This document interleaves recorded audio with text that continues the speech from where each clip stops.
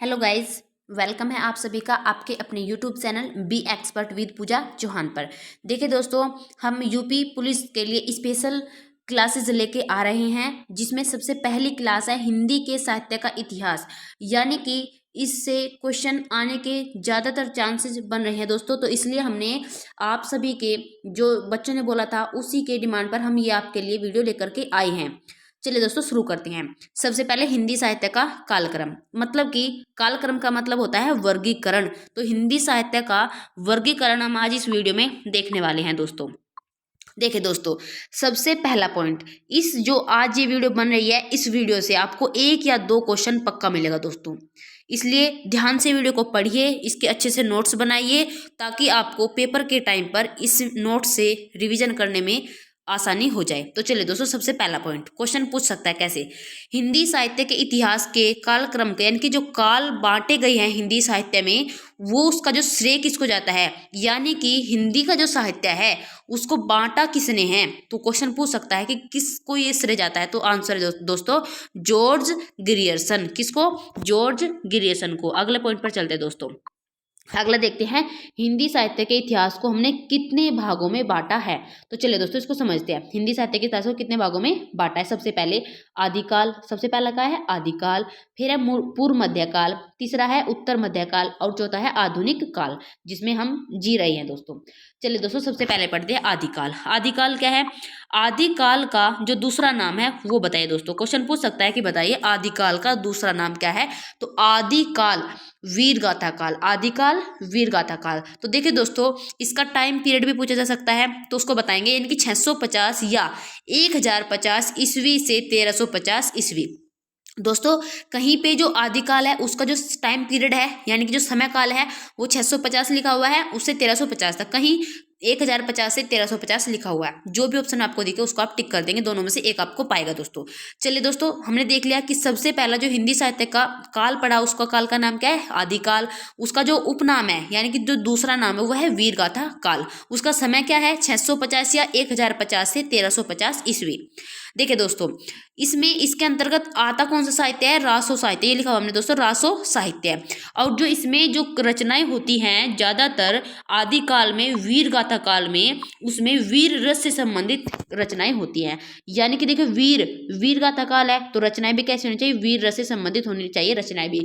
तो क्वेश्चन कैसे भी पूछ ले आदिकाल से, वीरगाथा काल से, तो हमें क्वेश्चन को बिल्कुल क्लिक करना है। तो आदिकाल का दूसरा नाम क्या है? वीरगाथा काल। टाइम पीरियड पूछे तो 650 या 1050 से 1350 ईस्वी। ये पूछे कि बताइए कि आदिकाल की जो रचनाएं हैं वो किससे पूर्ण होती है? तो वीर रस से पूर्ण होती है दोस्तों। चलिए अगले पॉइंट पर चलते हैं। दूसरा काल है दोस्तों पूर्व मध्यकाल। पूर्व मध्यकाल का जो अन्य नाम है वो क्या है दोस्तों? अन्य नाम है दोस्तों भक्ति काल। पूर्व मध्यकाल यानी कि भक्ति काल। तो इसका टाइम पीरियड देखिए दोस्तों, 1350 से 1650 ईस्वी। अगर वो टाइम पीरियड पूछे तो देखिए दोस्तों, इसका जो पहले वाले का जो टाइम पीरियड था कब खत्म हुआ था? 1350 से, यानी कि 1350 पे खत्म हुआ, तो उससे जो अगला टाइम पीरियड आएगा भक्ति काल का या पूर्व मध्यकाल का, तो वो वहीं से शुरू होगा दोस्तों। तो क्या है? 1350 से 1650 ईस्वी। देखिए दोस्तों, इसका कहीं कहीं नाम आपको मिलेगा स्वर्ण युग। क्या मिलेगा? स्वर्ण युग। तो स्वर्ण युग मिल जाए, भक्ति काल मिल जाए या पूर्व मध्यकाल मिल जाए, तो बात एक ही है। देखिए दोस्तों, स्वर्ण युग क्यों लिखा हमने यहाँ पे? क्योंकि स्वर्ण युग को दो भागों में बांटा गया है। स्वर्ण युग को पूछेगा कि बताइए कितने भागों में बांटा गया? तो स्वर्ण युग को बांटा गया है दो भागों में। कौन कौन से? निर्गुण और सगुण। कौन कौन से दोस्तों? निर्गुण और सगुण। तो निर्गुण और सगुण हमने किस काल में पढ़े दोस्तों? हमें याद होना चाहिए कि भक्ति काल या पूर्व मध्यकाल, और नहीं तो स्वर्ण युग में हमने पढ़े निर्गुण और सगुण। तो निर्गुण में क्या आता है दोस्तों? निर्गुण में और सगुण में क्या अंतर है? देखिए, जो निर्गुण है उसको हमने दो भागों में बांटा है, दो भागों में बांटा है। कौन कौन से दो भाग? देखिए दोस्तों, हमने लिखे हुए यहाँ पे, एक तो है ज्ञानाश्री यानी कि ज्ञान पर आश्रित है जो, और एक है प्रेमाश्री यानी कि प्रेम पर जो आश्रित है। तो निर्गुण को हमने दो भागों में बांटा है। ज्ञानाश्री, इसमें कौन आएंगे? संत काव्य आएगा। इसमें जो आएगा ज्ञानाश्री में, इसमें आएगा संत काव्य, और इससे रिलेटेड जो कवि पूछे तो वो होंगे कबीर जी। ये देखिए दोस्तों, प्रेमाश्री, प्रेमाश्री में सूफी काव्य आएगा, तो वो पूछ लेगा कि बताइए कि प्रेमाश्री में काव्य कैसा आएगा? संत काव्य आएगा या सूफी काव्य आएगा? तो आपको आंसर लगाना है सूफी काव्य। और इससे रिलेटेड जो कवि है उनका नाम क्या है? जायसी। क्या है? जायसी। तो क्वेश्चन आपसे यहाँ से कैसे पूछ सकता है वो भी हम आपको बता रहे हैं। पूछ लेगा कि बताइए कबीर जो है वो निर्गुण काव्य के हैं या सगुण काव्य के हैं? अगर वो क्वेश्चन पूछेगा तो देखिए कैसे पूछेगा, कबीर जी किस काव्य के हैं, यानी कि किस काव्य के हैं पूछे, तो यानी कि संत काव्य के, और वो भी किससे? ज्ञानाश्री काव्य के। अच्छा जी, अगर वो यहाँ से क्वेश्चन ना पूछे तो पूछ सकता है, बताइए जो कबीर जी हैं वो निर्गुण के हैं या सगुण के? तो आपको आंसर देना है दोस्तों निर्गुण के। कौन? कबीर। कबीर जी कहें क्या? निर्गुण के हैं। अब चलते हैं सगुण की तरफ। सगुण में क्या है? सगुण में है रामाश्री और कृष्णाश्री। आश्री का मतलब क्या है कि राम से संबंधित है, वो तो आ जाएंगे रामाश्री में, और जो कृष्ण जी से संबंधित है वो जाएंगे कहीं में कृष्ण जी से संबंधित यानी कि कृष्णाश्री में। तो क्वेश्चन पूछ लेगा कि बताइए जो तुलसी जी थे, तुलसी जी वो किसके पर आधारित रचनाएं करते थे? यानी कि राम जी पर आधारित, तो यानी कि रामाश्री थे वे। और थी कि किसके? निर्गुण के थे या सगुण के? तो यानी कि तुलसी जी सगुण के थे। और जो कृष्ण आश्रय के कौन थे? सूरदास जी। हमने यहाँ पे सूर लिखा है, इनका जो सूर नेम है वो है सूर, तो यानी कि सूरदास। सूरदास किसके हैं?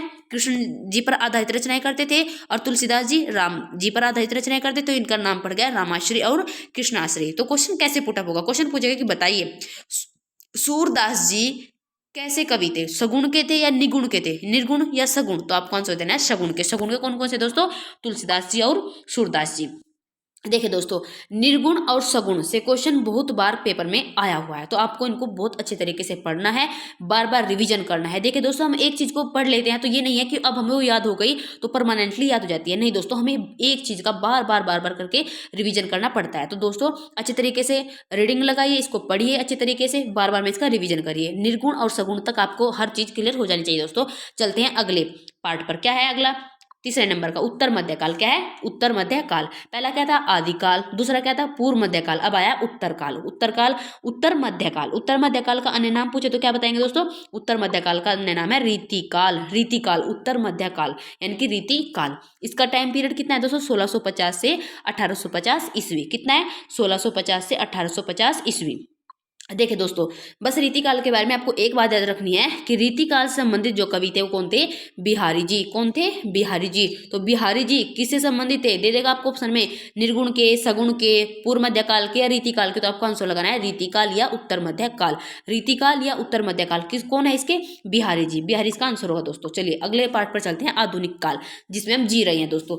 आधुनिक काल को बोला जाता है दोस्तों गद्य का काल, यानी कि गद्य काल। गद्य काल का नाम बताइए तो आधुनिक काल। आधुनिक काल का नाम पूछे तो क्या बताओगे दोस्तों? गद्य काल। देखिए दोस्तों, यहाँ पे गद्य लिख दिया है, थोड़ा सा गलती होगा, सॉरी इसके लिए, मिसप्रिंट हो जाता है दोस्तों लिखने में। कोई बात नहीं, गद्य काल है। चलो इसको थोड़ा ठीक कर लेते हैं, यहाँ पे गद्य लिख लेते हैं इसको, यहाँ पे गद्य है, गद्य काल। यहाँ पे देख लेना दोस्तों, इसको कर लेना, इतना चलता है। देखिए दोस्तों, अगर पूछे कि आधुनिक काल, आधुनिक काल का अन्य नाम क्या है दोस्तों? आधुनिक काल का अन्य नाम है गद्य काल।